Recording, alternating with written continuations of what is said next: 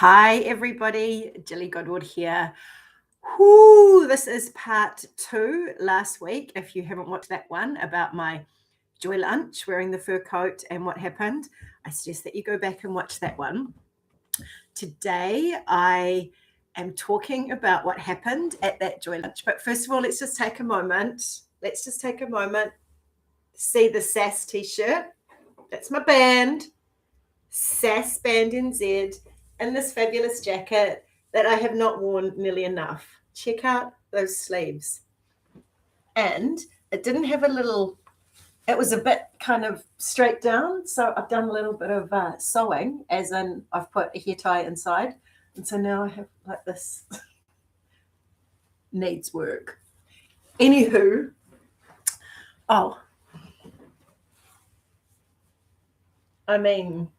on. Come on, people. Come on. I can't. Modern day alchemy, little bit of sorcery. Right. Okay. So I have had a little chat with my team and they have said, just come on and go live. So I was like, I wouldn't mind making a few notes because I'm not sure where this is going to be. Feels a little bit like it's all coming through in a torrent. And you can hear I've got a little bit of a cold. That's part of the story of what has happened over the last week. So last Thursday, I was going out for lunch with my friend and we were going for a joy lunch. Dressing up fabulous. I was picking her up at 11:22. We were going on a joy date and we were taking some coins with us to transform modern day alchemy into something wonderful. So I want to talk about that lunch. Then I also want to talk about how when the frequency rises, because my frequency has shifted so much this year, so much, not because everything's perfect, because there's been a lot of integration and because the collective is rising and it's safer to be in higher frequencies. But every time we step up into a new frequency, we have to bring this part of us, the little part, the parts from the past. We have to make them feel safe and bring them up. So I'm going to tell you what happened when I had this like joy frequency surge, and then how my body kind of went through an upgrade and how I got really triggered, and how I did a big transformation with that this morning at the beach. So sips on her roasted dandelion. I don't know why they call it roasted dandelion coffee. It's got no caffeine in it. Check it out. With a little bit of coconut. Whiz bangy stuff in the top. It's so yummy. Okay. All right. So the joy lunch. Picked my friend up. I was late, but that's fabulous. And got in the car. We listened to a podcast straight away. And I said to her, what if we play in the frequency of what it is that we are bringing in? And she's such a starter for these things. She's so cool. She was like, yes, let's do it. She said, I remember when I used to catch up with a friend of mine and we used to just play into the possibilities and we would act as if. And so because I am a little bit of an actor, we just fell into these roles of, and it wasn't even like a role. It was really bizarre because we just started to open up to what was possible. So we went into a shop and we started going, because she loves France. And so we were going, this would be amazing in your French apartment. And would you like one of those? And is your interior designer doing this? And we were just being playful and silly and we were laughing. And then we went to lunch and I started talking about some places that I had in other parts of the world. And I started talking about a business idea that I had never even conceived of, but it was so big and so expensive and so magnificent and so amazing. But I was giving myself permission to play in this frequency. And it didn't feel like we were making it up. Like if you were sitting there and there was a woman sitting there kind of listening to us, you would have been thinking, who are those fabulous bitches? And why do they look so amazing? No, actually, she may not have been thinking that, but she may have been thinking, God, they're really triggering me because their lives sound amazing. And we just kept going and going and going off one another. And, we were talking about these beautiful, amazing things that we were doing and the ways that we were bringing in the light and the incredible collective energy that we were working with and our soul business led ideas that were having such a great impact and how we were allowing ourselves to receive on an even greater, deeper level. And it was really exciting. And I could feel it, I could literally feel it as though it was actually happening. I could literally feel it as though it was happening in my cells, in my bones, in my frequency. It felt more real than the reality. Now, if we are the directors of our movies, and you all know, you've done this before, right? You've talked about something, you've thought about something, and then you realize, like you look back and you go, oh my God, look back 5 years ago or 10 years ago. I am actually living in the dream that I once talked about. I am actually living the creation that I once dreamt about. And it makes us remember how incredibly powerful we are. How incredibly powerful we are. How we are really co-creating and raising our frequency into possibilities, into expansiveness, into joy, into fun. We were playing. And yet everything that we were talking about just seemed like it was completely real. It didn't seem like it was really far out. And, if you understand the fact that there is no past, present, and future time. Time is all stacked upon one another. So concurrently happening, past, present, and future lives, all happening at this moment. So that's why when we do the inner work, it affects our past lives, it affects our future lives. That's why when you're working with me and we're calling in your future self, we're often accessing that part of you that's already in the frequency of what it is that you want to shift into. And by accessing and pulling her into the present, you can feel that frequency and you become the vibrational match with that. So it all just goes like into the energy washing machine and everything kind of transcends. So I had this amazing day, amazing lunch on Thursday. Then, because life loves to give us a little test, doesn't it? So then I'm at this amazing lunch and I receive a text. And suddenly my frequency is up here and I felt myself go, reality. And I paused. I took my phone and I went and I put it down. I thought, okay, I'm going to notice that. I'm going to notice what made me drop my frequency because that is coming in as a sacred reminder for me to now work with.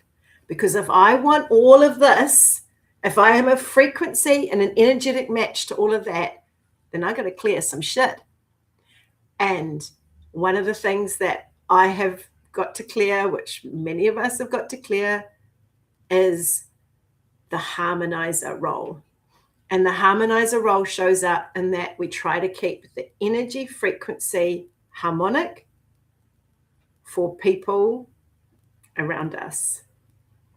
So if my frequency's gone from here to here, and the frequency of people around us is here, then I either go like that, or they either come like that, right? Now, as a harmonizer, if my frequency's up here, I'm like up here, up here, up here, up here, up here, up here. In the past, this is what I've done. And then a long time ago, I decided people can come the fuck up here because I'm not going down. Here I am. However, when we do another leap up, into another frequency, which you're doing with your increased boundaries or your increased truth speaking or your increased love, self-love and self-worth. Every time we do that little drop, there'll be a little, It's not because the universe is testing us. It's just because we are literally jumping up, and our nervous system has to feel safe. It has to feel that this jump is actually okay for our body. And, hello, cold, head cold. Like, what's that about? It's my body catching up with this frequency.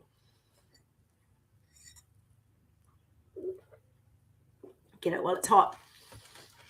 So I got the text. I did not respond. I paused. I spoke to my friend. I said, I've just had a really interesting trigger. I've had a really interesting moment that's curious, and I'm not going to respond how I would normally respond to harmonize the field. I am going to allow myself to put that away, to not respond, to leave it where I would normally respond automatically. And I am going to continue to play in this field. So we continued to have this amazing time. We went into the op shop. We found these amazing, honestly, incredible things. And we remained in that light. And then when I got home, I responded to that message from a completely different way that I would normally have responded. So the old harmonizer that would have been trying to keep everybody else happy and make sure that everyone felt comfortable in the field, I acknowledged it, but I didn't drop my frequency. So my question to you is, because when we're doing this work, we're shifting and changing and we're consciously doing it. Where are you dropping your frequency in order to make somebody else feel comfortable or to harmonize the field? I see this all the frickin' time. I see it around alcohol. Let's talk about that. I stopped drinking 3.5 years ago because I was just over it. And because, it's a depressant. It drops my energy. And yet I see people still like high vibration, high frequency, amazing co-creators who get around people and they start drinking alcohol to fit in. Because, and there's no judgment from it. There is no zero judgment. This is just an interesting metaphor of what this is about. Because the desire to be safe, the desire to fit in, the desire to not be rejected or abandoned or cast out from the tribe. Remember, we are inherently biologically wired for connection, and we are tribal in our essence and our energy. We've lived in tribes, we've lived in communities. We want to fit in. We don't want to be abandoned. We learn very quickly as children that in order to be loved, I must be X, Y, and Z. We learn the conditional frequencies of love of our family. In order to be loved, I must either be the good girl or the harmonizer or the person that everyone offloads to or the funny one or the one that problem solves, or I must take on the mother role or I must take on the father role. We learn these patterns and we learn these frequencies. So when we shift and change, our body's going, whoa, nervous system upgrade. Holy shit, let's give her a head cold. Let's just give her a little sniffle. Just to slow everything down and just to really ensure, is she actually a vibrational match to that? Does she actually feel safe with that? So then I went through my weekend and had a great weekend. Did feel a little bit sniffly, but I was like, okay, that's cool. I'm just going to rest a little bit. I'm going to integrate these changes. And then I had a setup. And it was so good. It was so good. And I'm wondering how I'm going to share this. Okay. Sips for dandelion root and chicory coffee. All right. So it was the winter solstice, shortest amount of light hours. So what did I decide to wear? I decided to wear my brightest yellow new $20 Augustine op shop find that, I've spoken about before, that I absolutely freaking love. Never thought it was my color. Wore sunshine. And oh my God, it is so my color. I so love it. So I decided to wear this and went along to a music thing, sang, a little bit of a scratchy throat. As I was singing, okay, won't talk about that. All right. I had a great time. I was with one of my very, very best sisters. We were just having so much fun. We were totally being like naughty little Siamese twins. We even went to the toilet together. We were just having a fabulous time. We were just like laughing and giggling and singing and with great people. And it was fantastic. Now, there's one person in this community of people who does not like us. And she actually doesn't like a number of people. And that's fine. That's fine. Rationally, I get it. Not everyone's going to like me. Not everyone's going to like sass. Some people are just miserable fuckwits. That's fine. However, what I realized was two things. One, this particular person had been really encouraging of us at the beginning and then just stopped speaking to us. So it was like emotional whiplash. And we were a bit like, did we do something wrong? Have we pissed her off? Oh, is our light fucking her off? Probably. Is she jealous? Probably. Is that our problem? Absolutely fucking not.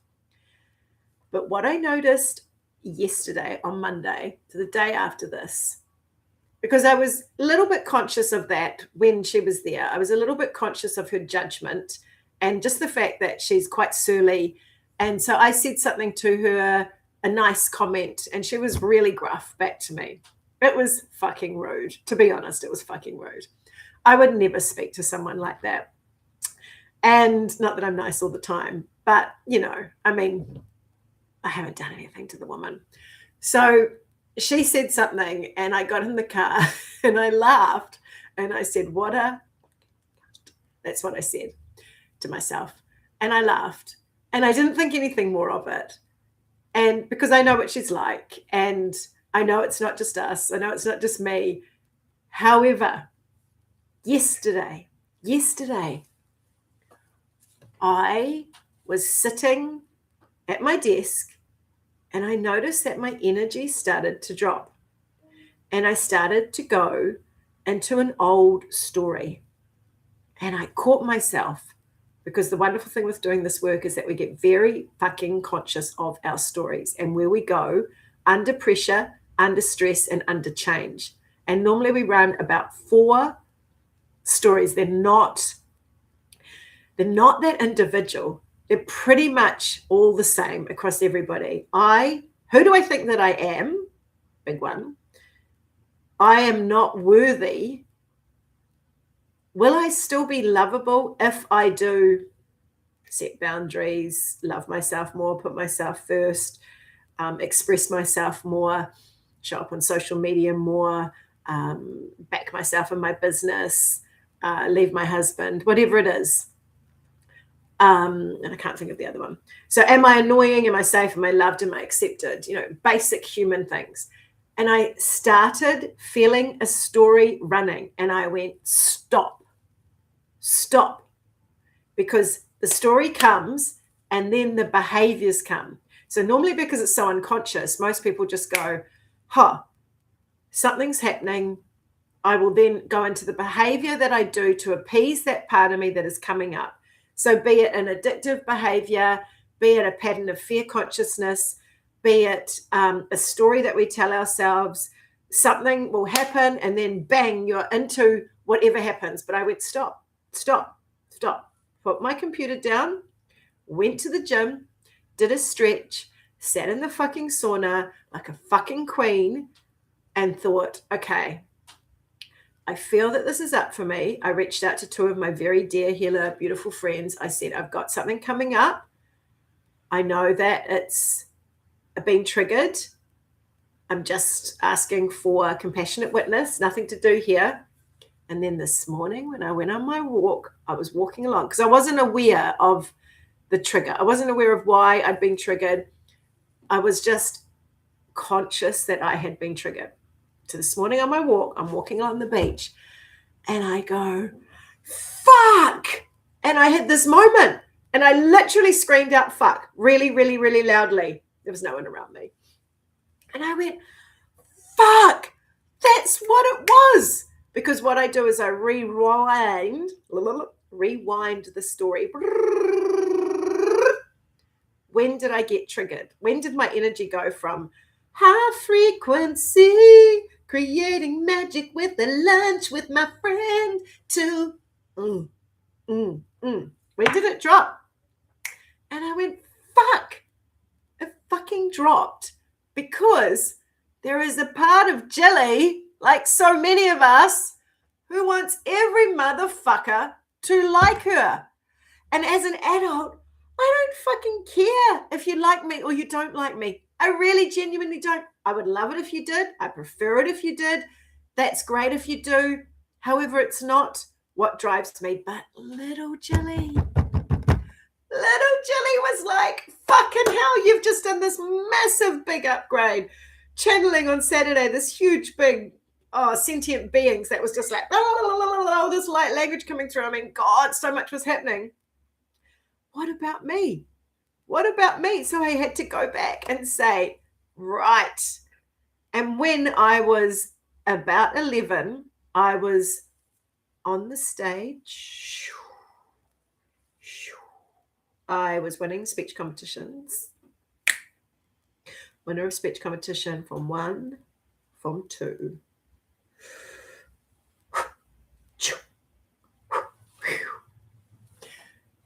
Whilst you might think that's really cool now, believe me when I say it wasn't very cool back then. It wasn't very cool. It was cool to be sporty, but to win the speech competition and to be in all the plays, and I've done a lot of work around this, around freeing the judgment. Because as an empath, as a harmonizer of energy, I could feel every person's fucking energy in the room. And there were people that did not like me shining my light, and they made it known. And they made it known. One in particular came up to me after I had just won, and she said, shame.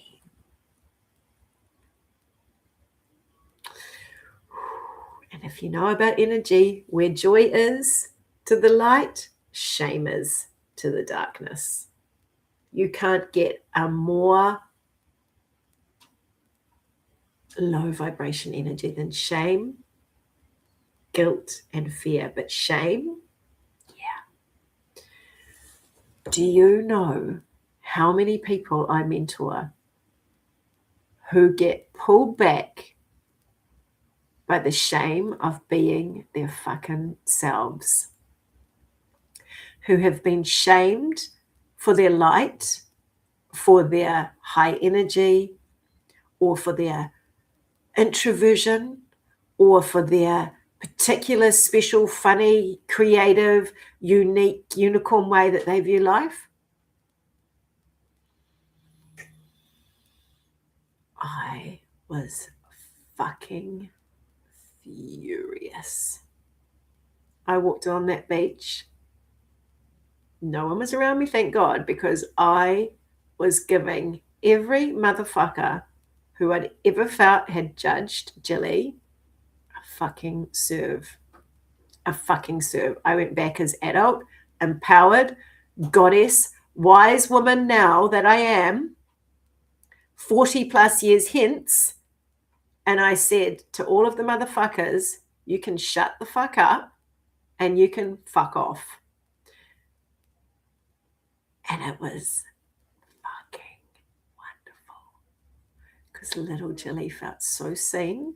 She felt so fucking protected. And I said to her, Gilly, you are not 11 years old anymore. You are not at the mercy of these bitches. You're a fucking empowered, beautiful, wise, feminine goddess who helps so many people, who has a voice, who speaks up, who speaks up off the cuff live on YouTube, hello, who channels light language, who fucking just does the thing, who's in a rock band. You're fucking incredible. And I'm proud of you. I'm really, really proud of you. And you did it in spite of people like that who wanted to diminish your light. You did it. And she felt so warm and so safe and so seen and so held. And I was like, oh, that is the peace that needed to be seen. And this is the peace that when we are working together, when we're doing these massive shifts, and my God, the energy is going, whoa, it's going so quick. And we're like moving through things that used to take a really, really long time, really, really quickly. And our bodies and our soul. And remember, those 4 or 5 stories are your soul's lesson. So, you know, a lot of people say to me, I can't believe this is coming back up again. I'm like, honey, this is one lifetime. Do you realize that people are saying what we used to do in 2,000 years, we're doing in a lifetime in terms of energetic upgrades? So, you know, when you're going back and you're addressing, like today, it wasn't like this huge, I wasn't like crying. I didn't like need a huge, big amount of time to integrate it. It was like, I just got it. I got it. I got it. I saw it. I felt it. And I fucking allowed it to integrate. And it was the speed. And I was told, get on YouTube, put this fabulous bitch outfit on, be a fabulous bitch, be a fucking hero for every single, or shero, be a fucking shero for every single young child out there, young inner child who perhaps didn't get the permission slip to be themselves, or is still trying to fit in, is still trying to fit into a box that no longer holds you, it no longer serves you, those people are not your friends. Those people who are pretending to be your friends, that actually energetically are not supportive of you, or the family members that want you to continue in your role as the martyr, as the peacekeeper, as the harmonizer, as the rescuer. They're not your people. They are not your people. Now I'm going on to a different subject, but I want to keep this tight. This was such a reminder to me in real time, because part of me was thinking, oh my God, I can't believe that I went on YouTube and I spoke about this joy lunch that I'm having, and people are going to think I'm such a fucking asshole dressing up in all my amazing clothes, and you know, they're going to think that I'm just like blah blah blah. They're going to think this and this and this about me, and I have to show that I'm also humble, and I have to show that, you know, I go through hard times, and because oh my God, I don't want to appear like I'm a fucking asshole. And you know what the fucking asshole would be that I would appear as? It would be someone who didn't fucking show up for myself or for others, or for people that trust me and know me and work with me. That would be the asshole move. That would be the part of me that would abandon my fucking self. And I have sworn a lot today, and I make no apologies, because it's a fuckery day. So I love you. I think you're amazing. What is reaching you from here? What is coming up from you? What or who is making you feel like your light is being diminished? It can be really confronting when we look into this. It can be people that are really close to you. Sometimes people can love us, but they only love a version of us, a version that makes them feel safe.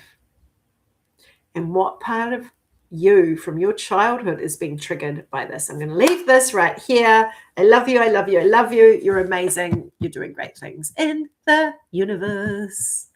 Love you.